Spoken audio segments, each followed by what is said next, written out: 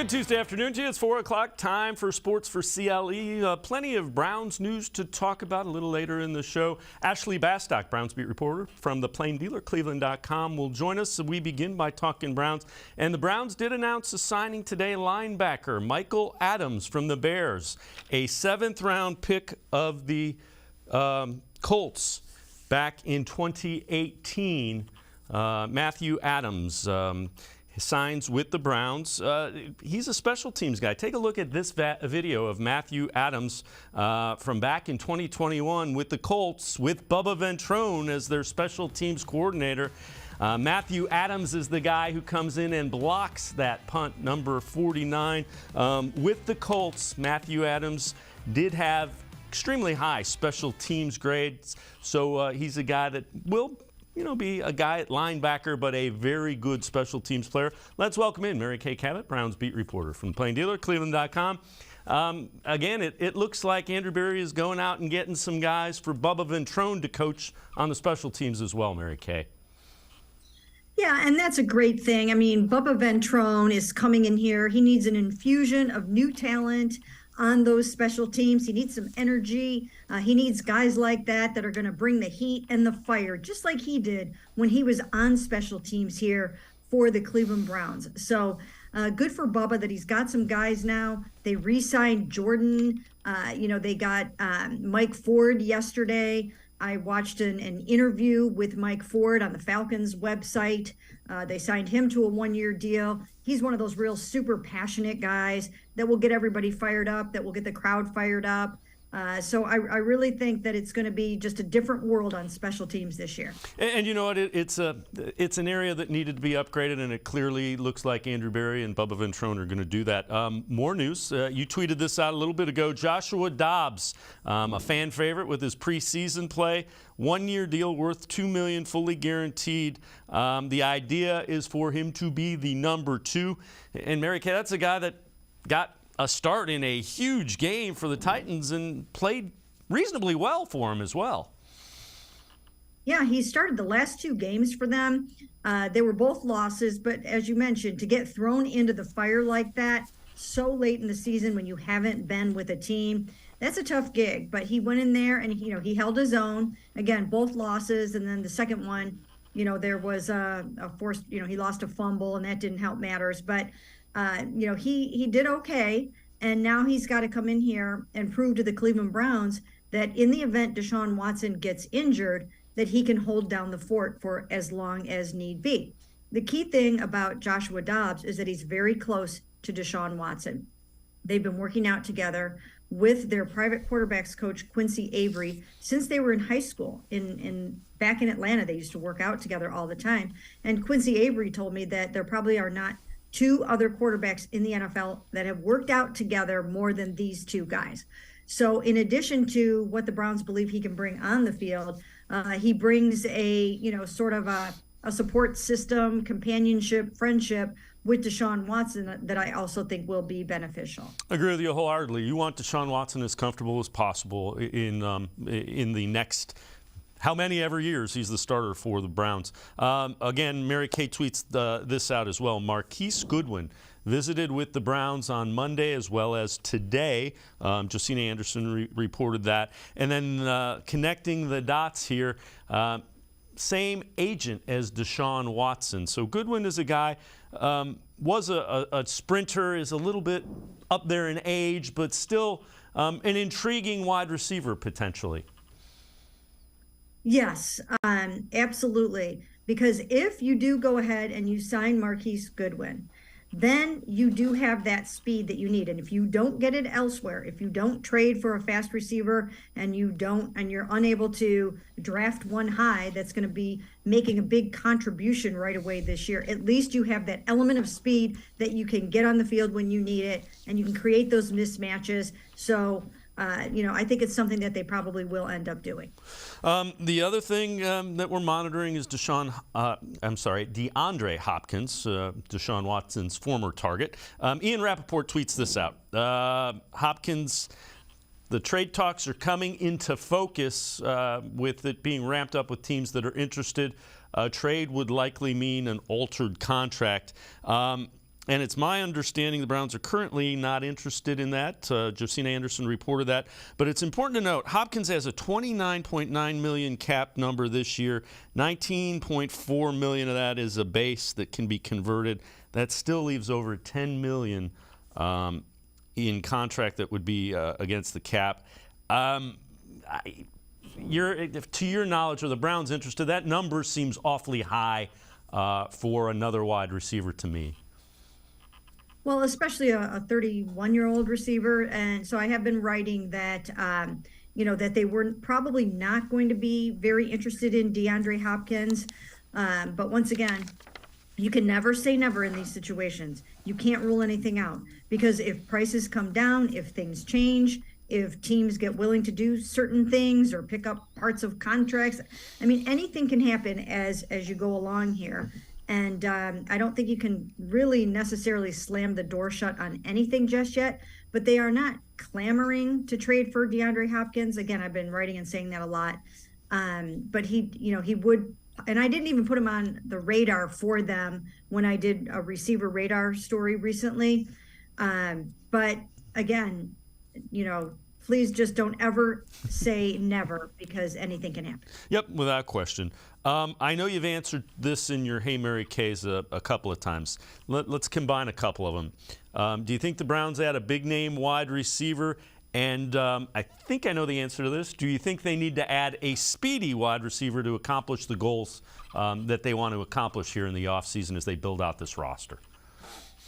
Yeah, I mean, I've been saying that for a long, long time, that they need a speedy receiver. And again, if they add Marquise Goodwin and they get that Goodwin and they get that speed from him, he's not the big name signing that they are probably looking to do, but it does give you some speed. So it takes a little bit of the pressure off if you have someone like that on your roster. But I think they're still going to look, and I do think that they do have a big name receiver signing in them potentially.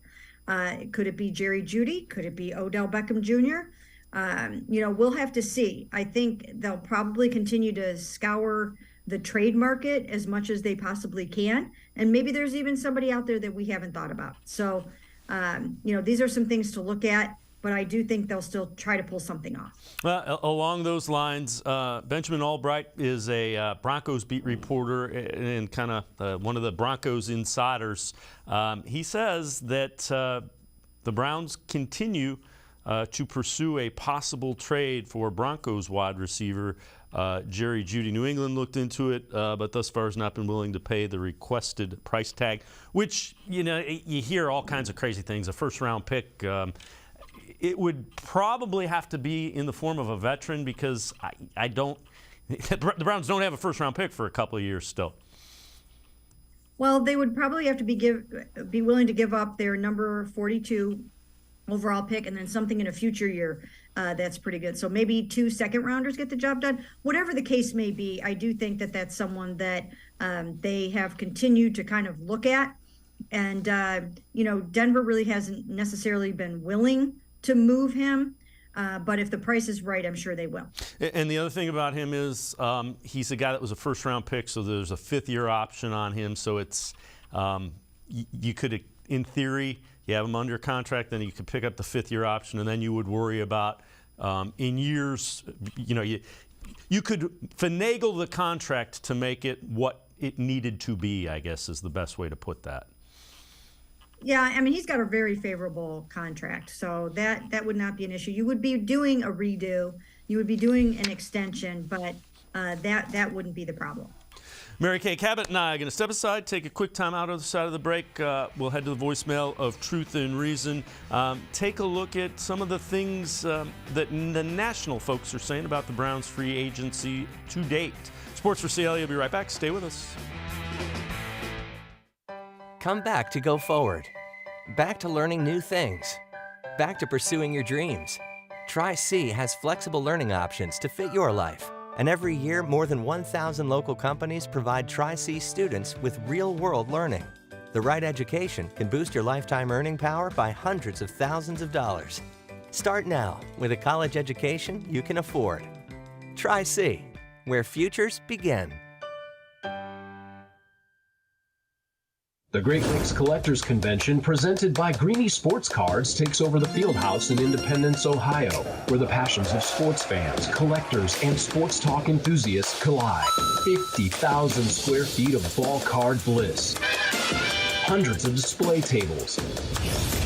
Card Shop Live Theater with interactive appearances from the region's most notable sports media. Great cards, great location, great show. Tickets on sale now at greeniesportscards.com. The Ohio Lottery Partners in Education program recognizes role model students and teachers from across Ohio. Nominations can now be done completely online. To nominate a deserving teacher or student, go to ohiolottery.com. In the About section, find Partners in Education. There you will find links to the nomination forms. Students, kindergarten through 12th grade, can be academic all-stars. Teachers can be honored as a Teacher of the Month. The Ohio Lottery Partners in Education, where stars shine.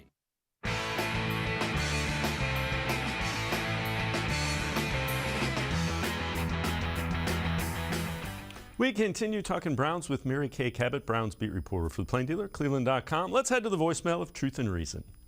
I find it weird how, reporters have this narrative that Andrew Berry hasn't been addressing our needs and, we still need a wide receiver for Deshaun Watson. But at the end of the day, he's doing a good job. All these blogs like CBS and all these other reporters, they said that we've been doing a really good job addressing our needs. We have a B or higher than a lot of these teams that say, oh, they're good or they're going to be good, they're going to be good. But, we have a higher grade than them. So, we're addressing our needs, which is the defense. Yes, we'll probably get a wide receiver later rather than sooner, but we're just addressing our most urgent needs. And people have to be patient about that.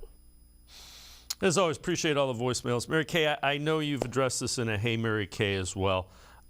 So fans kind of view this as Browns have done pretty well in free agency. Do you get that same kind of vibe from the front office? Yeah, I think they're very happy with what they've been able to accomplish so far. They've added a lot of pieces. They really bolstered their special teams. They really added to their defensive line with two guys that should be starters. They added some depth there at the defensive line. They added a tight end that could challenge for the number 2 spot. They're looking to add a receiver. So I think they're working really, really hard at it. And so far, I think that they've met a lot of their needs. Yeah, I would agree with you. And so ESPN asked their NFL analysts and their draft analysts what team is the most improved after the past week of moves. And Matt Bowen, NFL analyst, says the Browns. Browns made some savvy moves to upgrade their defense. Edge rusher Okunrankwo, won't even try his first name. Defensive tackle Dalvin Tomlinson bolster the front. And Juan Thornhill brings a much-needed post-range and ball skills to the Cleveland secondary.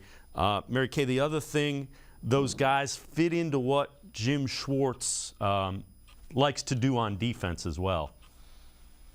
Yeah, even when you look at the defensive line and the acquisition of a Dalvin Tomlinson, I was told that that they liked him better than Draymond Jones because he was a bigger body in the middle, and that's probably what Jim Schwartz needs to execute the kind of defensive front that he wants to. So I think they did what they needed to do, and they probably did it in line with what Jim Schwartz wants. I think Thornhill can be very, very interesting. He is somewhat of a ball hawk. He talked about, if you're going to throw the ball over the middle, I'm going to make you pay. That was in a one-on-one interview that I had with him the other day. And so, I think they accomplished a lot, and I think they changed or are working towards changing the culture on that defense a little bit. Some of these guys bring a different kind of an energy, a different kind of a vibe, and I think it's exactly what they're looking for. Yeah, I would agree, and you kind of see the plan along those lines. So one of the viewers who has listened to us sent me this via Twitter, and this is from Randy Powers. See you still spreading Browns propaganda on your daily show. You pointed out that Berry was targeting players with a plan, spending on players that weren't going for quote-unquote big money, yet he lost a bidding war to the 49ers in which Hargrave got $21 million a year. Guess that fact doesn't matter. Keep your BS. As always, appreciate the messages. Comrade, I do appreciate your correspondence. Mary Kay, I think it's important to note when we talk about losing a bidding war, the agent will go back to teams that have a lower price point and say, hey, we got this. They have the ability to match it. Andrew Berry had a definitive price in mind for Hargrave. It went above it, so he moved on to the next one.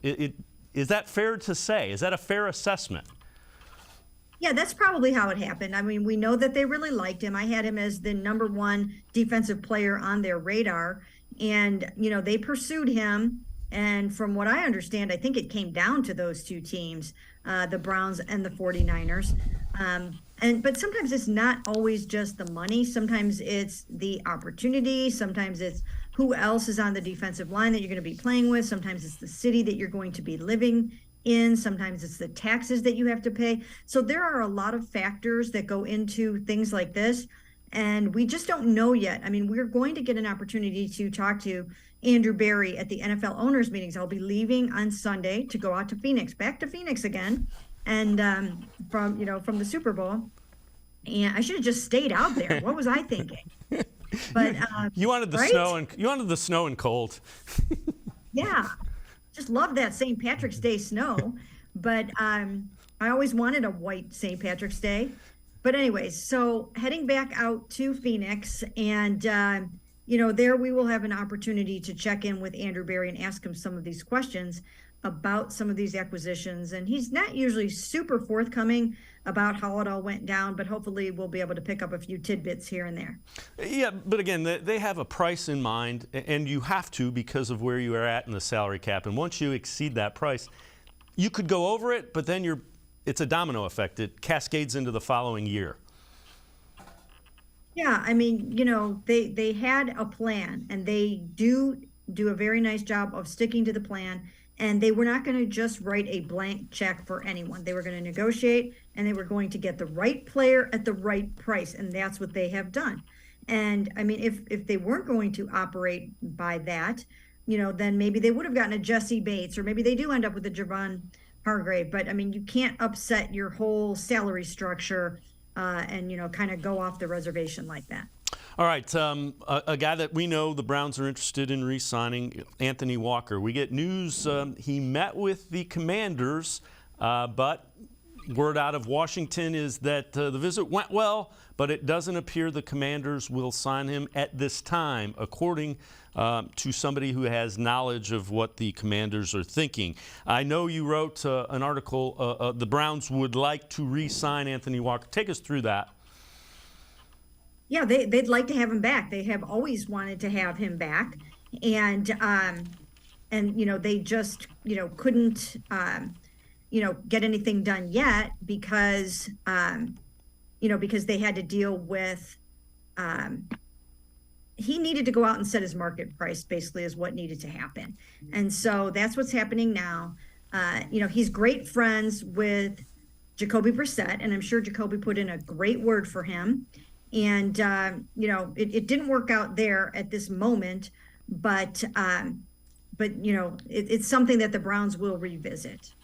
All right, before we go to break, and again, I know you've done this in a Hey Mary Kay, do you think the Browns feel they've had kind of the best free agent week plus that has been going on in the AFC North? Yeah, I would say that. I would say that they have in this AFC North. They really have. They've done a really nice job. The Ravens, who knows what's going on over there. The Bengals have picked up a couple of really good players, but I think the Browns are doing better. Yeah, without question. Mary Kay Cabot and I, Browns beat reporter from Plain Dealer, cleveland.com, going to step aside, take a quick timeout. We'll head back to the voicemail of Truth and Reason, talk a little bit about Deshaun Watson. Sports4CLE will be right back talking Browns. Stay with us. Come back to go forward. Back to learning new things. Back to pursuing your dreams. Tri-C has flexible learning options to fit your life. And every year, more than 1,000 local companies provide Tri-C students with real-world learning. The right education can boost your lifetime earning power by hundreds of thousands of dollars. Start now with a college education you can afford.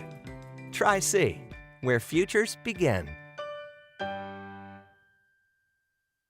The Great Lakes Collectors Convention, presented by Greenie Sports Cards, takes over the Fieldhouse in Independence, Ohio, where the passions of sports fans, collectors, and sports talk enthusiasts collide. 50,000 square feet of ball card bliss. Hundreds of display tables.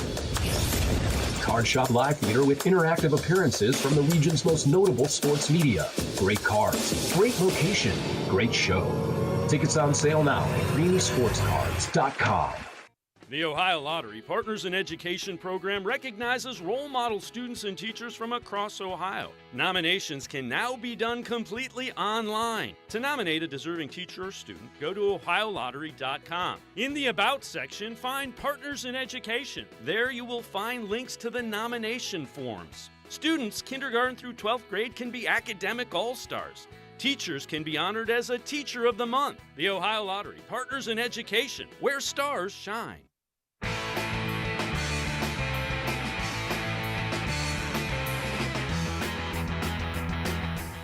We continue talking Browns with Browns beat reporter Mary Kay Cabot from the Plain Dealer, as well as cleveland.com. Let's head back to the voicemail of Truth and Reason.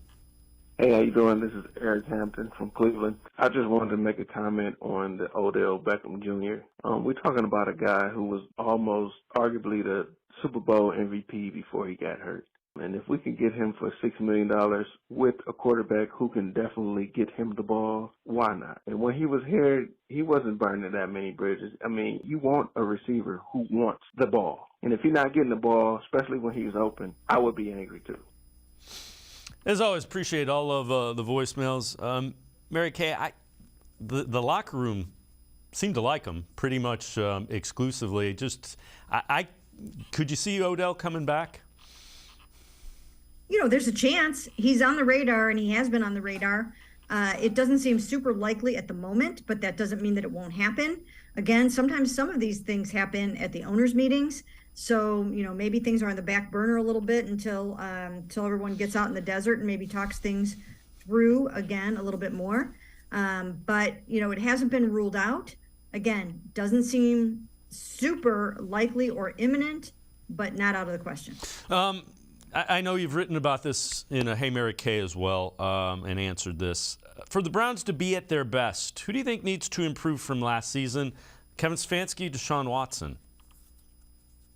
You know, I don't think that you can, you know, pick one or the other. I think those two guys need to work together. I think that's the whole key. I think they need to communicate. I think they need to figure out what is the best kind of offense for Deshaun. I think Kevin needs to figure out how to best call the game for him. I think he needs to get to know his receivers here, and he needs to adapt to what's going on and to some of the West Coast concepts that they're implementing with him. So I just don't think you can say one of those two guys needs to improve more than the other. They need to work together. It also seems like Kevin Stefanski is more than willing, in fact, wants input from Deshaun Watson on how to tailor this offense around him.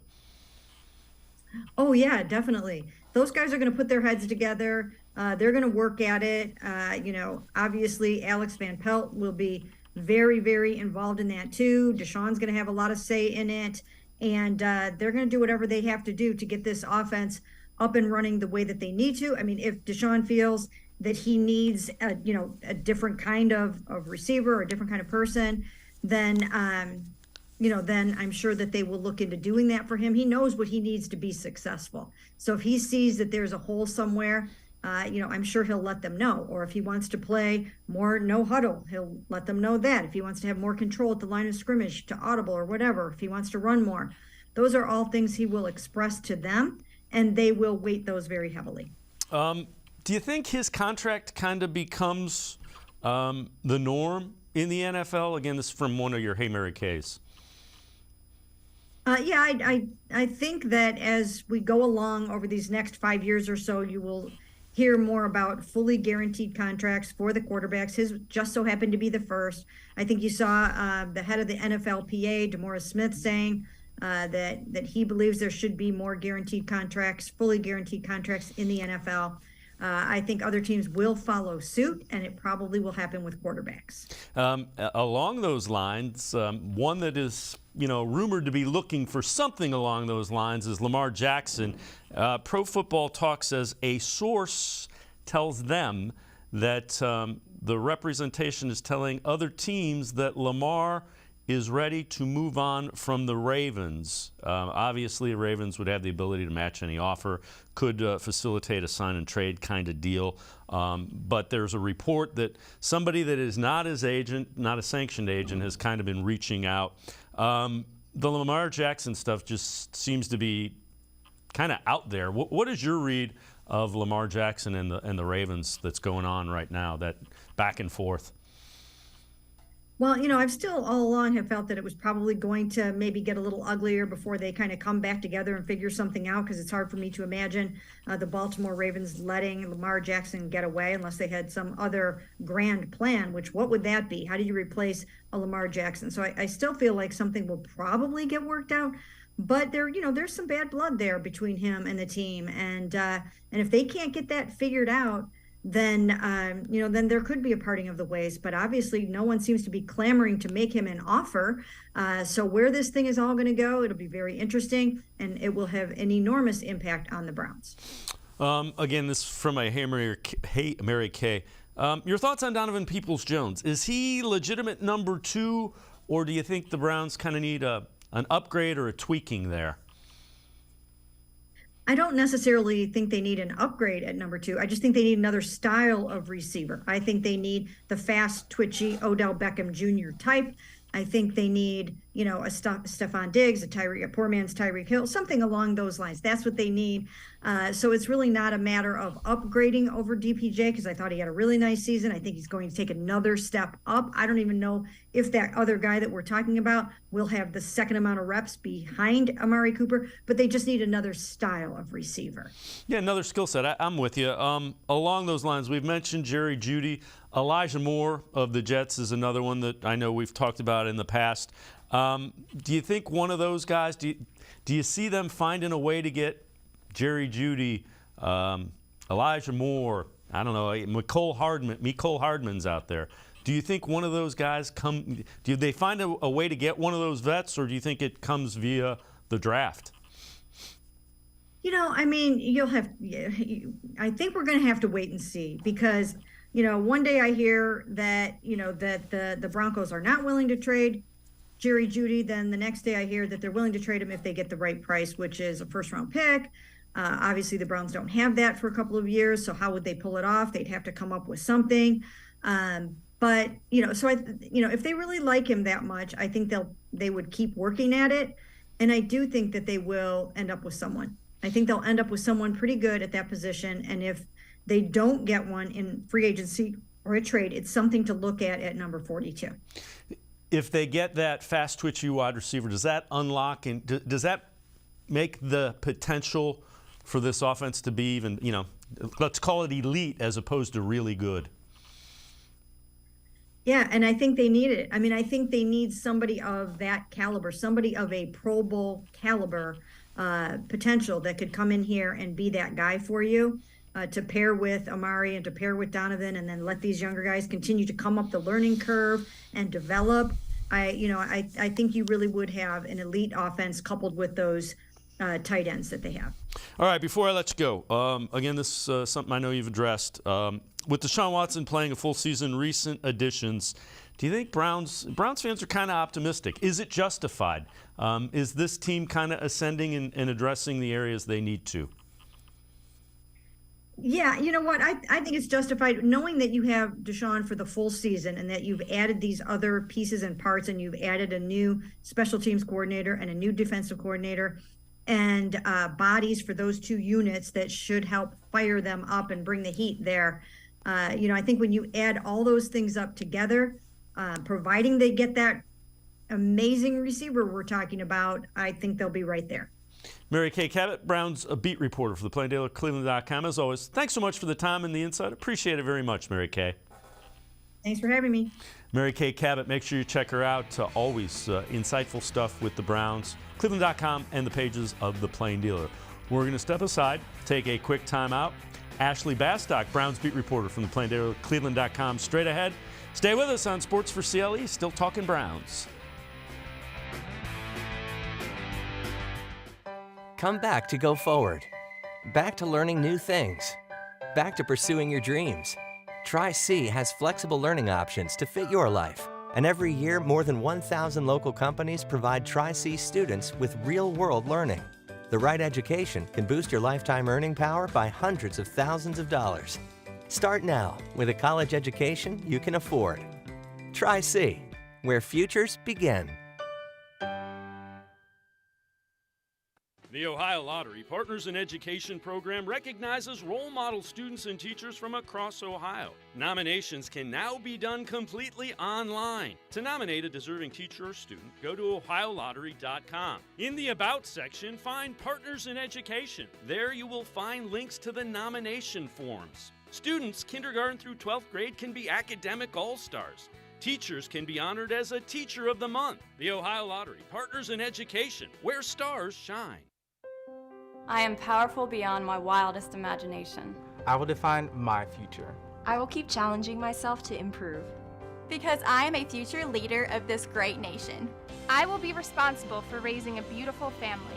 And educating not only my generation, but many more to come.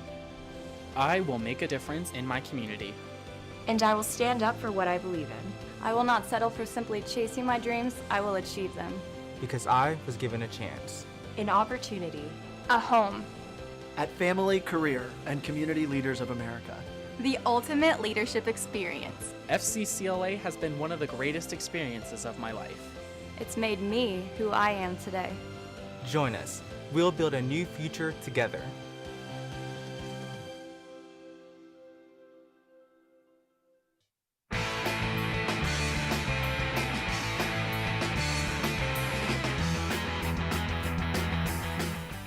Sports4CLE continues. We continue talking Browns. Let's head back to the voicemail of Truth and Reason.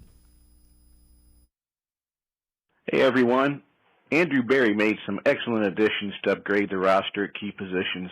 Here's some names of players that could bolster our weak spots and make them stronger. On defense, Leonard Floyd on edge. Could be a starter if Obo gets hurt. Derek Nade, defensive tackle. Bryce Callahan, known for playing corner slot. And then I say we draft Jack Campbell at middle linebacker and solve that for years. He's known for his great play and leadership. A dog, if you will. Just ask Ohio State. On offense, we need a receiver. If not Nicole Hardman, how about Nelson Aguilar, who was used very poorly in New England? He can go deep, etc., etc. Most of these players are in their prime and I think would be cost prohibitive, I'm hoping anyway. Any of these names sound like possibilities? Let's go Browns. As always, appreciate all of the voicemails. Derek Nade re-signed with the Chiefs today. Let's welcome in Ashley Bastock, Browns beat reporter from the Plain Dealer, cleveland.com. Ashley, when you listen to that, all those names sound okay. The Browns are down to about under $10.5 million available cap space. Yeah, it's going to be interesting to kind of see how they maneuver all of that, if other restructures or anything come along, what they can do to kind of manage that money, because we know that's what this front office is, of course, really good at. But I think it's going to be interesting to kind of see how they plug some of these holes that are left. Like, I think obviously the big one is help at receiver. They still need to go out and find that speedy receiver. I think it's something that they should be working on now up until they get that guy. It's not something I think you should rely necessarily on the draft to help you fill that need. And also, I think, you can get help along your defensive line, either at edge rusher or on the interior of that line. Obo Okoronkwo is not really being paid like a true tried starter, definite second number 2 starter on this line. So I think that's interesting to me. He's, of course, been successful in a very, very small sample size. He's only started 8 games. So I do think there are those holes that still very much need to be filled. Of those names mentioned there, I've been a big fan of them trying to find a way to get Mecole Hardman up here to Cleveland, because they don't get much speedier than him. And of course, Juan Thornhill, the Browns' new free safety, has been trying to recruit his old Kansas City teammate to try and come here too. I'm with you. If they can find a way to get him at the price they like, I am all in. All right, we've talked a little bit. Most improved team after the past week of moves. This is from ESPN.com. Jordan Reed, NFL draft analyst. The Browns had major holes along their defensive line and its safety. Tomlinson, one of the top defensive free agents on the open market, was the team's marquee signing. Okoronkwo, who you mentioned, brings pressure off the edge, a lot of versatility. Juan Thornhill, following the release of John Johnson, was a swap for a better player and one that fits the new safety role in Jim Schwartz's defense. I agree with that. I think they've done a really good job, and I'm with you. I think the last piece to that puzzle, aside from depth, they need somebody that threatens the defense both horizontally and vertically.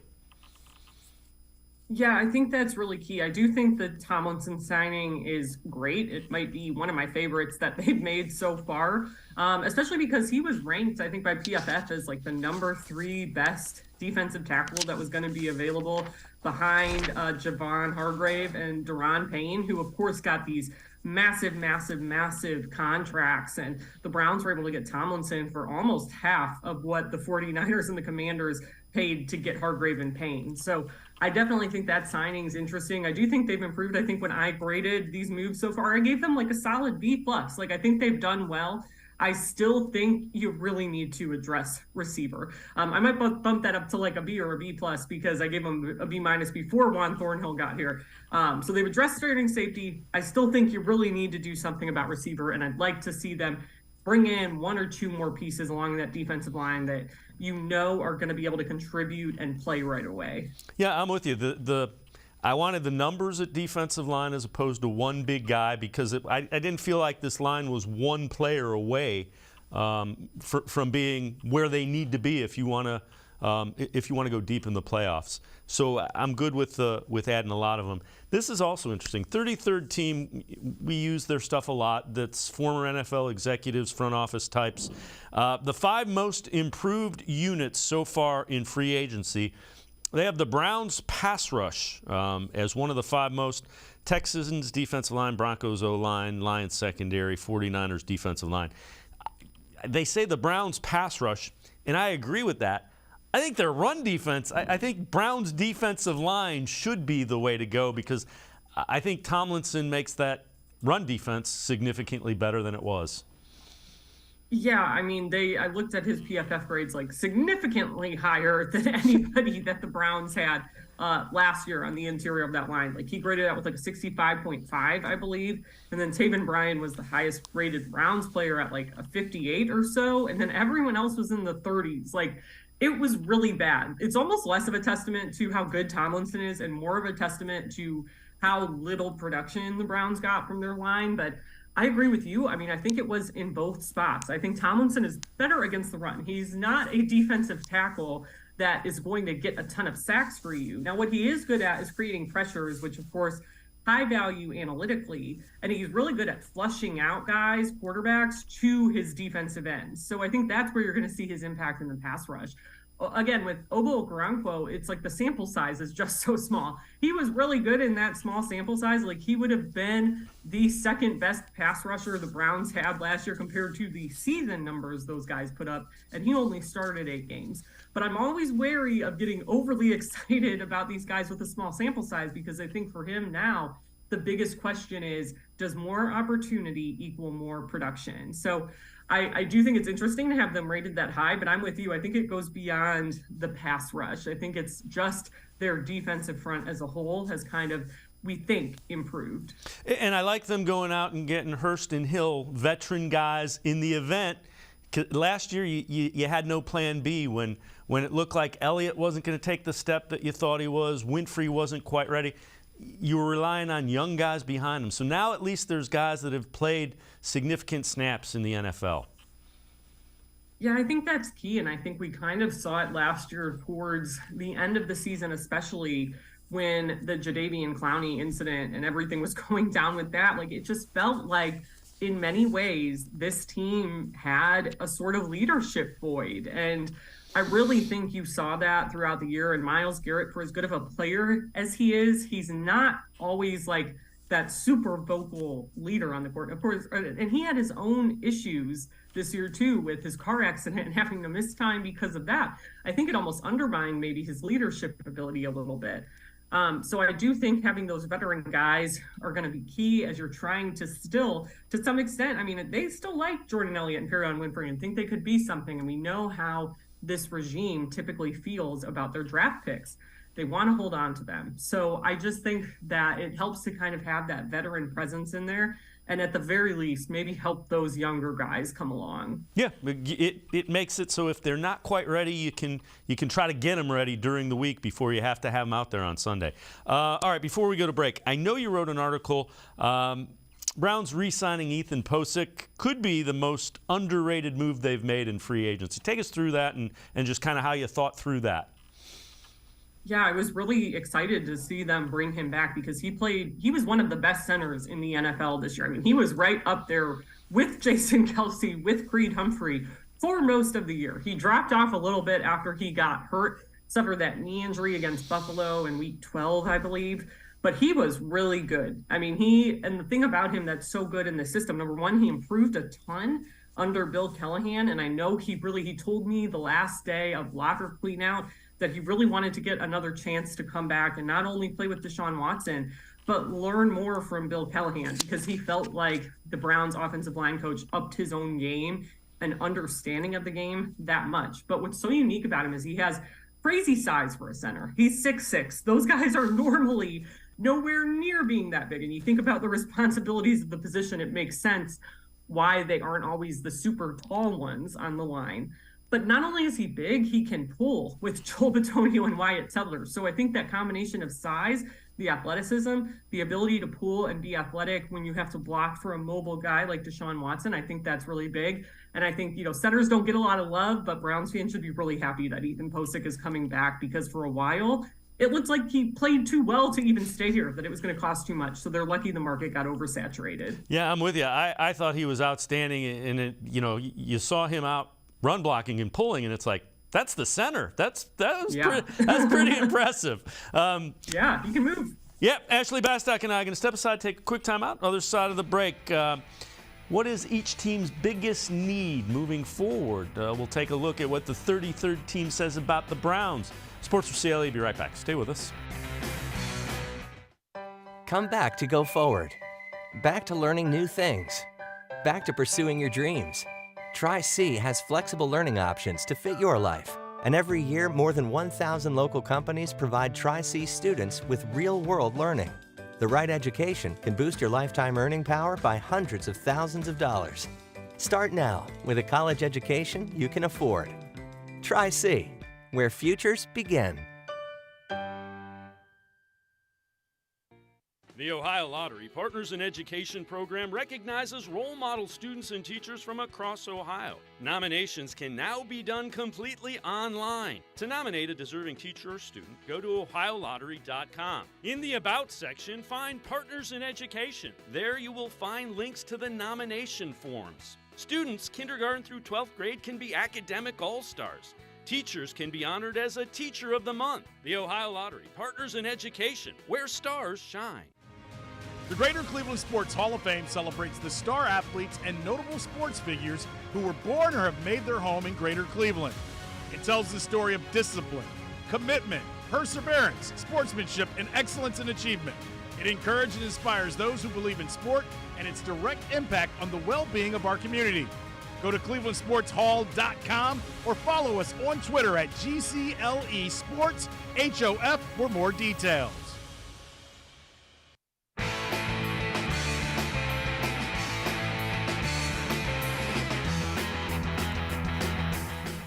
We continue talking Browns with Ashley Bastock, Browns beat reporter for the Plain Dealer, cleveland.com. This from the 33rd team. Those are former NFL scouts and front office types. Every team's biggest need after the first wave of free agency. Browns, they say wide receiver. Browns would benefit from upgrading their second and third spots currently held by former mid-round picks Donovan Peoples-Jones and David Bell. Ashley, I don't know that it's a second or a third. I think, as Mary Kay said a little bit earlier, skill set is what I think they need. Yes. Something to unlock, the defense and allow Deshaun Watson some room to operate both up and down the field and across the field. Yeah, I think when you look at what the Browns receiver room now, first of all, I am, of course, a DPJ defender. Like, I think that he can unlock more than he already has here. I don't think you need to necessarily upgrade from him, but you do need somebody who can do something different than what he gives you. And I think with Deshaun Watson, and I'm sure Mary Kay mentioned this, like, it's so important to be able to find a receiver who can get out when Deshaun Watson has to scramble and who can improvise a little bit, which again is kind of like why when Odell Beckham Jr.'s name has come up repeatedly, it's like, well, Odell's improvising wasn't so good when Baker was here, but it would be pretty good now. It's why a guy like Mecole Hardman would be good. They're missing that sort of speedy guy who can really excel in that, because DPJ isn't necessarily like a scramble or drill kind of guy. He's the guy that's going to go out and get contested catches deep and make those long catches for you throughout the game.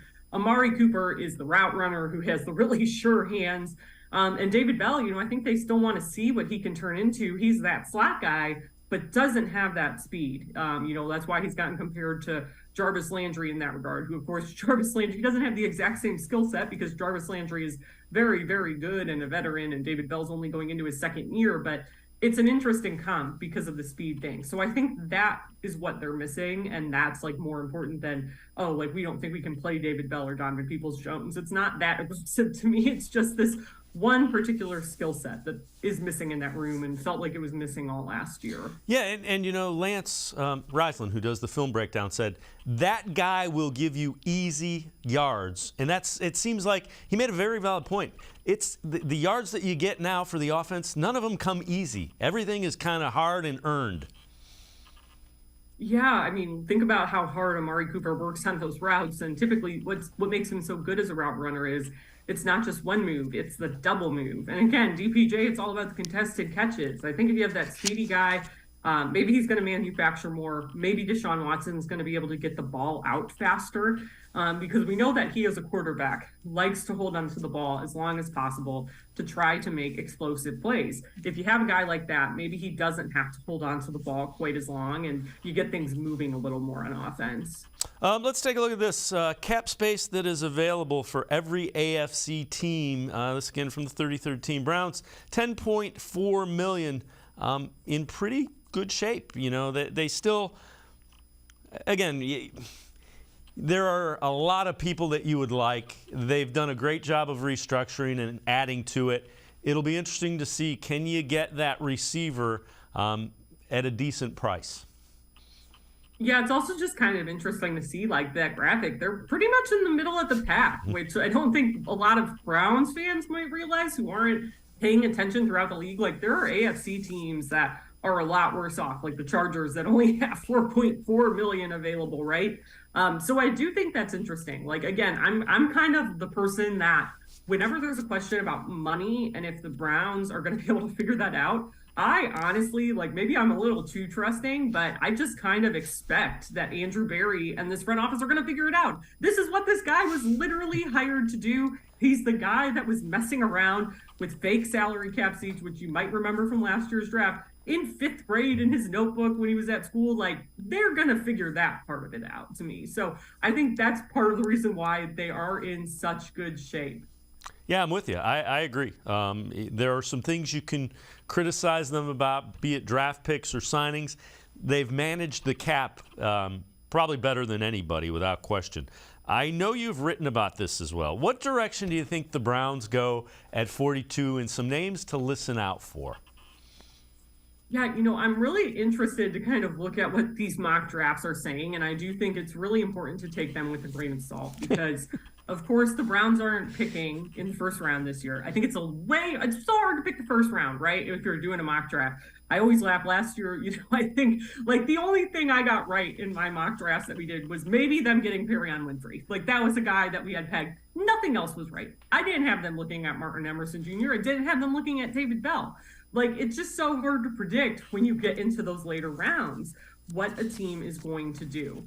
So I think it's interesting to see a guy like Mozzie Smith's name come up repeatedly, and I think that'd be great. I just think there's, like, no chance he's going to be around at 42. I think he'd be a great addition to this interior defensive line. But his name keeps coming up, and every time I see it, I'm like, I really think this guy's going to end up going, like, late first round. But he's a name to watch out for if he's available. I think he'd help fill a need. You're starting to see more and more receiver names come up. Josh Downs from UNC is an interesting one because he's played a lot of slot snaps and has that speed, not necessarily eye-popping numbers, I don't think, but the skill set is kind of what they need. The other guy I really like, who I really liked hearing from at the Combine, was Tyler Scott out of Cincinnati. He's a speedy guy. He's played a little on the slot, more outside.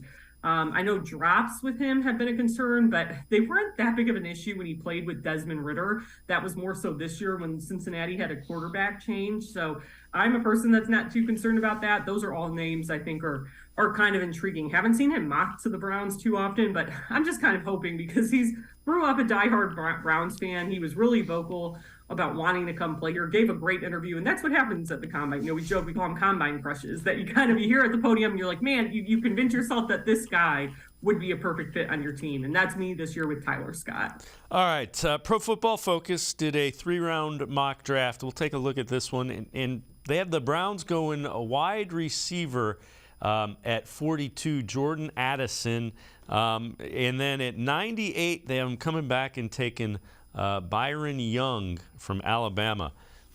Addison is a guy from USC that a lot of places have him going late first round, 20 to 30. He didn't run real well at the Combine. That might be the reason that he dropped a little bit. His athletic testing wasn't great either.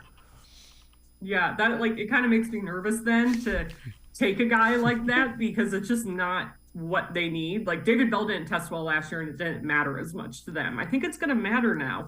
I also think it's really important to understand that the Browns approach the draft like they are building an expansion team. And this is the year that I've really taken that to heart after covering them in last year's draft. You can think, oh, they have this need, they're going to try to address it as soon as possible.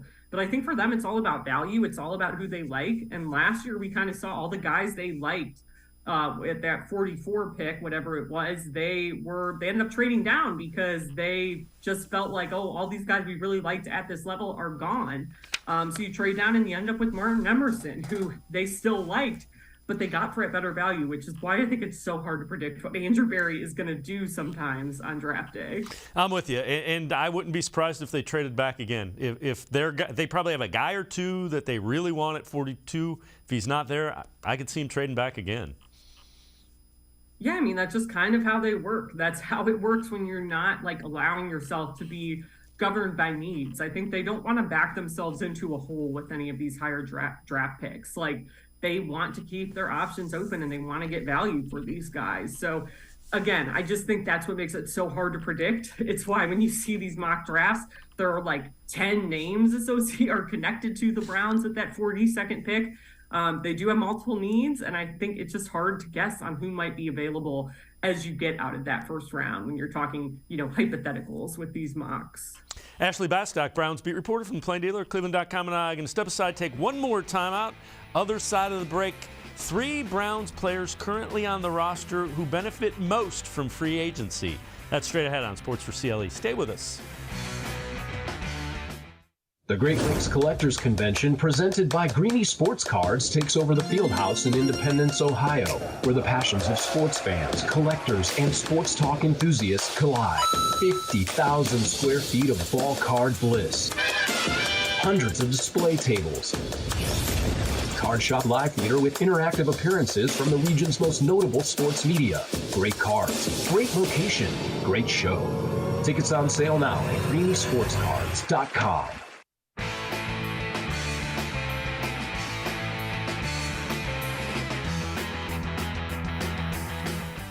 We continue talking Browns with Ashley Bastock, Browns beat reporter from the Plain Dealer, cleveland.com. This is from Dog Pound Daily. 3 current Browns players who benefit the most from free agency. Number 3, Deshaun Watson. Cleveland made 2 underrated moves with Watson in mind, re-signing Ethan Posick, 3-year deal. Also signing Jordan Atkins, who worked alongside Watson for 3 seasons in Houston, and that's a good point. He should be a good red zone target. Number 2, Denzel Ward. Good news for Ward. The rest of the corners is that Juan Thornhill was added in free agency, much better suited for single high roll than John Johnson. Number 1, Myles Garrett. Garrett had to love the addition of Dalvin Tomlinson, a major presence at defensive tackle. Okunrankwo, also huge addition for Garrett, and he's a better pass rusher for the Texans than the Browns had, other than Clowney back his first year with the Browns. I agree with that. The other thing I would say about that, Ashley, is I think Jim Schwartz's system fits Denzel. Denzel Ward is probably the happiest guy with the system change other than Myles Garrett. Yeah, I mean, I'm really interested to kind of see if the system sort of unlocks. We've been talking about, is Jim Schwartz going to unlock another level for Myles Garrett? He might be able to do the same thing for Denzel Ward, just kind of because of how he views his defensive scheme. You know, it's like he had told us in his introductory press conference, with the way the league is now, like, you have to start out by putting a lot of pressure on these offenses from up front because of things like DPI calls and just the way these receivers are anymore. So I definitely think it's interesting for him, and I definitely agree with those 3 players benefiting in different ways. I mean, especially Myles Garrett, because like I said before, you talk about pass rush production for the Browns in 2022, and it was Myles Garrett and everybody else. 16 sacks, and then the next highest sack getter on the team was Taven Bryan with 3. I think the most another defensive end had was Jadeveon Clowney with 2. So it was tough goings for as far as production there.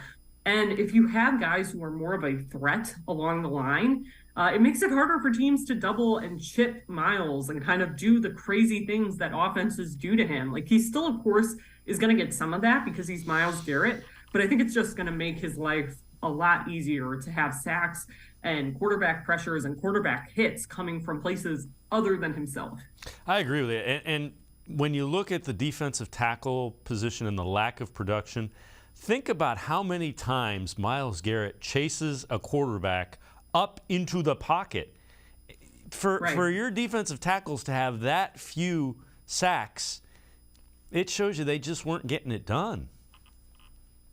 Yeah, and I mean, I think that was part of the reason why at first we were all so excited about them drafting Perrion Winfrey. I think he got better and showed flashes as the year went on, but that pass rush just wasn't there from the jump, I think.